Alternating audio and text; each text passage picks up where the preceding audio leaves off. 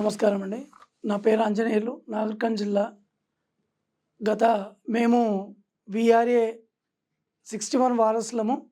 61 సంవత్సరాలు దాటిన వారసులం మేము.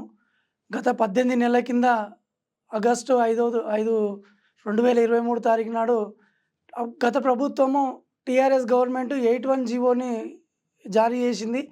వీఆర్ఏ విలేజ్ రెవెన్యూ అసిస్టెంట్లకు ముఖ్యంగా ఏంటంటే రిటైర్మెంట్ ఏజ్ లేదు. అంటే టెంపరవరీగా తరాల నుంచి మా తాతల తరంతరం మా తండ్రులకు చేతకానప్పుడు మాకు అని ఇట్లా వారసత్వం కింద వచ్చే ఇదొక ఆనరోరియం కింద పనిచేసిన వ్యక్తులము. ఆనరోరియం అంటే కూలీలాగా, ఒక వ్యవసాయ భూమిలో కూలీ చేస్తే వేతనం ఇచ్చినట్టు ఇచ్చిండ్రు. ఈ వెట్టి చాకిరికి గత తరాల నుంచి చేస్తున్న వెట్టి చాకిరిని గుర్తించిన గత ప్రభుత్వం జీవో నెంబర్ 81 మరియు 85 జారీ చేయడం జరిగింది. అయితే ఈ 81ను మళ్ళీ 2 భాగాలుగా విభజించారు. అందుట్లో ఈ రెగ్యులేషన్ చేయాలి, వీళ్ళకు ఒక పే స్కేల్ ఇవ్వాలి అని చెప్పేసి ఒక 80 రోజుల ఆమరణ నిరాహార దీక్షలు కానీ, మన రాస్తారోకలు కానీ మేము పోరాటాలు చేస్తే ఆ పోరాటాల ఫలితమే గత ప్రభుత్వం 81 జీవోని ఇచ్చింది. ఆ 81 జీవోను ఉడక ఐఏఎస్ కమిటీలు, ఒక 11 మంది ఐఏఎస్ కమిటీలను రాష్ట్రంలో అత్యున్నత అధికారులతో కమిటీలు వేసి అన్ని అధ్యయనాలు చేసి వీళ్ళకి ఏ విధంగా న్యాయం చేయాలి అనే కోణంతోన గత ప్రభుత్వము ఐఏఎస్ కమిటీల ద్వారానే 81 జీవోని జారీ చేయడం జరిగింది. ఆ 81 జీవోలో 2 భాగాలుగా విభజించారు. ఒక భాగం ఏంటంటే 61 సంవత్సరాల కింది లోపల ఉన్న వాళ్ళకు పే స్కేల్ డైరెక్ట్ ఇవ్వచ్చు.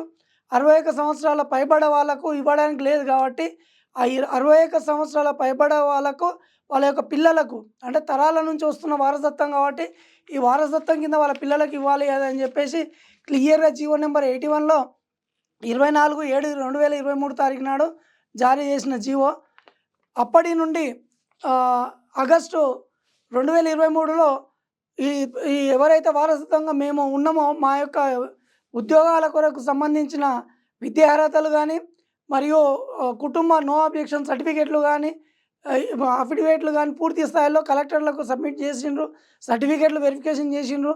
ఇన్ని చేసిన ఉడక ప్రభుత్వము మరి ఎన్నికల కోడ్ అని చెప్పేసి బ్రేక్ చేయడం జరిగింది. ఎన్నికల కోడ్ రావడం, తదనంతరము ప్రభుత్వాలు మారినాయి. ఇప్పుడు వచ్చిన ప్రజాపాలన కాంగ్రెస్ ప్రభుత్వం ఏర్పాటయ్యి డిసెంబర్ 9 తారీఖు నాడు ఏర్పాటైంది. అక్కడి నుంచి ఇప్పటి వరకు సంవత్సరం గడిచిన ఉడక మా యొక్క సమస్య ఇంకా ప్రశ్నార్థకంగానే మిగిలింది. ఈ యొక్క 81 జీవో కింద ఉన్న 61 సంవత్సరాల పైబడ వారసులు ఎవరైతే ఉన్నారో వీళ్ళకు ఉద్యోగం ఎందుకు ఇవ్వాలని కొంతమంది రాజకీయ నాయకులు చెప్తున్నారు. అయ్యా, మా తండ్రులు చేస్తున్నది ప్రభుత్వ ఉద్యోగాలు కావు, వెట్టి చాకిరి కింద మా యొక్క తండ్రుల శ్రమను దోపిడీ చేసుకున్నారు. ఆ దోపిడీని గుర్తించే 81 జీవోలో మీ యొక్క కుటుంబంలో ఉన్న వారసులకు ఇవ్వాలని చెప్పేసి ఉద్యోగం ఇవ్వమని చెప్పారు. ఈ ఉద్యోగానికి ఈ 61 సంవత్సరాలు అనే పదానికి సంబంధం లేదు. వీళ్ళే కాదు, మాకు ఒకవేళ ఈయనకి రాదు అని మీరు భావిస్తే మా తండ్రులకే ఇవ్వండి, మాకు ఇవ్వాలని మేమేం అడగట్లేదు కదా. ప్రభుత్వము ఒక జీవోనిచ్చి పిల్లలకు, వాళ్ళ కూతుర్లకు, కొడుకులకు ఇవ్వమని ఇచ్చిన జీవోని మేము ఎట్లా ఇవ్వాలి అనే ప్రశ్నార్థకంగా మిగిలించిన ఈ ప్రజాపాలన ప్రభుత్వానికి నేను ఒకటే మనవి చేస్తున్నా. సార్, మా యొక్క చాలని జీతాలు సార్ మావి. ఆ జీవితాలతోనే మీరెందుకు దాన్ని ఎందుకు ప్రశ్నార్థకంగా పెడుతున్నారు అనేది తెలియదు. మేము గతంలోగా పదేగా ప్రజాపాలన ప్రభుత్వానికి పదేగా మేము కింది స్థాయి ఎంఆర్ఓ నుండి సీఎం దాకా మా ఉమ్మడి నాగర్ కర్నూలు జిల్లాలో నేనే స్వయంగా సీఎం దాకా నేనే పోయి 2 సార్లు వినతి పత్రాలు ఉడికించినాం. ప్రతి మినిస్టర్ని కలవని మినిస్టర్లు లేరు, కలవని ఎమ్మెల్యేలు లేరు. అందరినీ కలిసిన మేము చూస్తాం చేస్తామనే ధోరణిలో ఉన్నది. ఇప్పటికి కూడా మీరు మా మీద దయాదాక్షిణ లేదు. మా యొక్క పరిస్థితులు ఎలా ఉన్నాయంటే అమ్మ పెట్టదు అడుకొని ఏదన్నట్టు ఉన్నది సార్. మేము అడుగుతుంటేనేమో మీరు రాకండి, ఇచ్చి తిరగకండి అని చెప్తున్నారు. మేము ఇంట్లో ఉంటేనే మా గురించే మాట్లాడతలేరు, మా గురించి అది అయితలేదు. 18 నెలలు గడిచింది సార్. ఇప్పటికీ సుమారుగా 300 మంది మా తండ్రులు చనిపోయారు.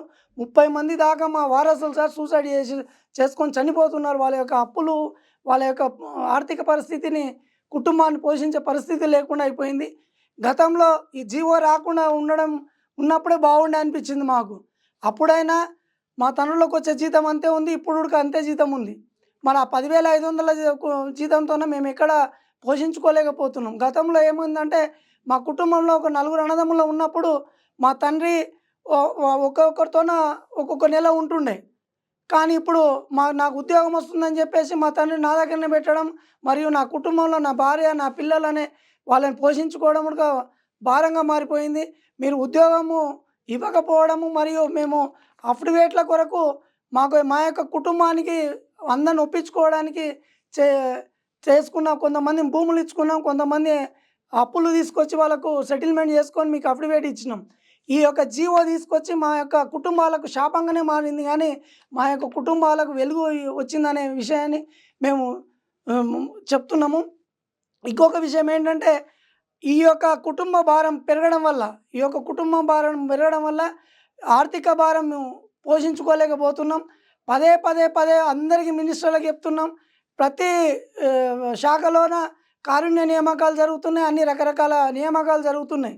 కానీ మన రెవెన్యూ వ్యవస్థకు వచ్చే వరకు మరి ఎందుకు జరగట్లేదు?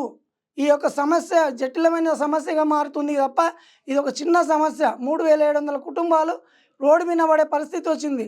ప్రజాపాలన ప్రభుత్వం తీసుకురావడానికి ఈ యొక్క విలేజ్లో ఉన్న విఆర్ఏలే, అప్పుడు విఆర్ఏలు పనిచేస్తున్నప్పుడు వార్డుకు ఒక్కొక్క ఇంటికి తిరిగి ఇప్పుడున్న కేసీఆర్ ప్రభుత్వము పని చేయట్లేదు అని చెప్పేసి, మాకు న్యాయం జరగట్లేదు అని చెప్పేసి కాంగ్రెస్ ప్రభుత్వానికి ఓట్లేసి తెప్పించుకున్నందుకు మీరు ఇస్తున్న గిఫ్ట్ ఇదేనా అని మేము అడుగుతున్నాము. అయ్యా పొంగులేటి శ్రీనివాస్ సార్, మీకు చేతులెత్తి దండం పెడుతున్నా. మీరు ఈ ఏదైనా వాళ్ళకు ఉద్యోగాలు వస్తున్నాయి, జీతాలు వస్తున్నాయి అంటున్నాం. నేను ఒకటే అడుగుతున్నా సార్, 3,000 కుటుంబాలు చనిపోయినాయి సార్. వాళ్ళు ఆ కుటుంబానికి నువ్వేమి ఇచ్చినావు ఇప్పటి వరకు? ఎమర్జెన్సీ ఫండ్ కింద 20,000 రూపాయలు ఇచ్చేది కూడా దహన సంస్కారాలకు కూడా ఇప్పటివరకు బడ్జెట్ ఇవ్వని దుర్భాగ్య స్థితికి నెలకొన్నది మా పరిస్థితులు. అడుకొని నేనే చెప్తున్నా, మా జిల్లాలో ఒక వంగూరు మండలంలో ఒక అతను చనిపోతే వాళ్ళ ఇంట్లో ఈవెన్ దహన కార్యక్రమాలు చేయలేని స్థితిలో ఉంటే మేమే తలా ఒక్కొక్క 100-200 కలెక్ట్ చేసుకొని పోయి వాళ్ళ కుటుంబానికి 10,000 రూపాయలు ఇచ్చి ఆ దహన కార్యక్రమాలు కూడా మేమే చేసుకున్నాం. అంటే ప్రభుత్వము ఏ విధంగా ఉన్నది అనేదానికి ఇది నిదర్శనం సార్. విఆర్ఏల బతుకులు ఏ విధంగా ఉన్నది అనేదానికి మీరు రాండి. మా ఒంగూరు మండలంలో మేము క్లియర్ కళ్ళకు కట్టినట్టు చూపించినాం మేము. ఇంకా మీకు దయాదాక్షిణ్యం లేకుండా పోయింది. మరి ఈ కుటుంబాలకు మీరు ఉద్యోగాలు ఇస్తామంటారు. ఎప్పుడు ఇస్తారు సార్? ఏ డేట్కి ఇస్తారు? ఇంకా గత 18 నెలల నుంచి 300 మంది చనిపోయినాక ఇంకా ఇస్తామనే చెప్తున్నారు కానీ ఇచ్చే దాఖలు అయితే లేదు. 3,700 మంది కుటుంబాలు చనిపోయినాక ఇస్తారా చెప్పండి? మరి మీరు ఎక్కడ అట్లా ఈయన ఒక మాట, ఒక ప్రెస్ మీట్ పెట్టి చెప్పండి. మరి ఊకే ఎందుకు ఈ పంచాయతీ? ఎందుకు మేము తిరగడం? ఎందుకు మేము పనులు విడిచిపెట్టుకొని అన్నీ వదిలేసుకొని మీ రెవెన్యూ వ్యవస్థలో మేము వెట్టి చాకరీ చేసుకుంటూ ఇప్పటికి కూడా ఎంఆర్ఓతోనికి పోతే హైదరాబాద్ రావాలంటే ఎంఆర్ఓ ఫోన్ చేస్తాడు, ఎక్కడ ఉన్నావు, ఆఫీస్కి రా అన్నాడు. ఇక్కడ ఆఫీస్కి పోలేక, ఇక్కడ ఉద్యోగం కొరకు తిరగలేక సతమతం అయితే అక్కడ కుటుంబంలో పోషించుకోలేక ఆర్థిక భారం ఈ విధంగా మేము నలిగిపోతున్నాం సార్. మాకు ఇప్పటికి మా తండ్రుల పేరు మీద ఒక 10,500 జీతాలు ఇస్తున్నారు సార్. మీరు ఆనోరేరియం కిందనే ఇస్తున్నారు. ప్రభుత్వ ఉద్యోగం కాదు సార్ మా తండ్రులది. కేవలము వెట్టి చాకరీ కింద చేస్తున్న గౌరవవేతనము. మాకు 81 జీవో ప్రకారంగా రెగ్యులరేషన్ చేస్తే మా కుటుంబాలు బాగుపడతాయి సార్. యాజ్ పర్ 81 జీవో ప్రకారంగా విద్యా అర్హతలను మొత్తం మీరు తీసుకున్నారు. మీ సీసీఎల్లో మా డాటా, మా యొక్క జీవిత చరిత్ర మొత్తం మీ చేతిలో పెట్టినాం సార్. అతి త్వరలో మా యొక్క సమస్యను పూర్తిగా క్షుణ్ణంగా పరిశీలించి ఒక్కొక్కరికి ఒక 10,000, 20,000 కొద్దిగా సాయం చేస్తే చాలా తక్కువ మంది ఉన్నాం సార్ మేము అడుగుతున్నది. కాబట్టి అతి త్వరలో వీలైనంత త్వరలో ప్రజాప్రభుత్వాన్ని చేతులెత్తి మొక్కుతున్నాం. అతి త్వరలో మాకు ఉద్యోగ నియామకాలు ఇచ్చి ఆదుకుంటారని వేడుకుంటున్నాం సార్. ఈ ప్రజాప్రభుత్వాన్ని ఒకటే మేము కోరుకునేది ఏంటి అంటే, భూభారతి చట్టంలో విలేజ్కి ఒక రెవెన్యూ ఆఫీసర్ని ఇస్తామని చెప్తున్నారు. ఆ రెవెన్యూ ఆఫీసర్లను నియమించే క్రమంలో 10,900 విలేజ్ రెవెన్యూ ఆఫీసర్లను నియమించే క్రమంలో మా వారసులు అందరూ డిగ్రీలు, పీజీలు చేసిన వాళ్ళు ఉన్నారు. ఒక 620 మంది డిగ్రీలు పైబడి చదివిన వాళ్ళు ఉన్నారు. మంచి చదువుకున్న వాళ్ళు. ఒక 700 మంది ఇంటర్మీడియట్ చేసిన వాళ్ళు ఉన్నారు. మొత్తం కలిపితే ఒక 1,500 మంది లేరు సార్. వీళ్ళని భూభారతి చట్టంలో మీరు వీళ్ళ యొక్క సర్వీస్ని, వీళ్ళ యొక్క ఎడ్యుకేషన్ క్వాలిఫికేషన్స్ని మొత్తం మీరు పరిగణలోకి తీసుకుంటే ఇంకా మీరు ఇప్పుడు రెవెన్యూ వ్యవస్థను ప్రతిష్టం చేసే దానిలో ఇంకా మీకు పూర్తి స్థాయిలో ప్రతిష్టం అవుతుందని మేమంతా యువకులం. ఇంకా మనకు రెవెన్యూ బలోపేతం అవుతుందని మేము కోరుకుంటున్నాం సార్. అతి త్వరలో మీరు తీసుకున్న నిర్ణయం ఏదైతే ఉందో ఒక వారం లోపల క్లియర్ చేస్తాం సార్. క్లియర్ చేయండి. మా యొక్క బతుకులకు వెలుగులు నింపాలని కోరుకుంటున్నాం సార్.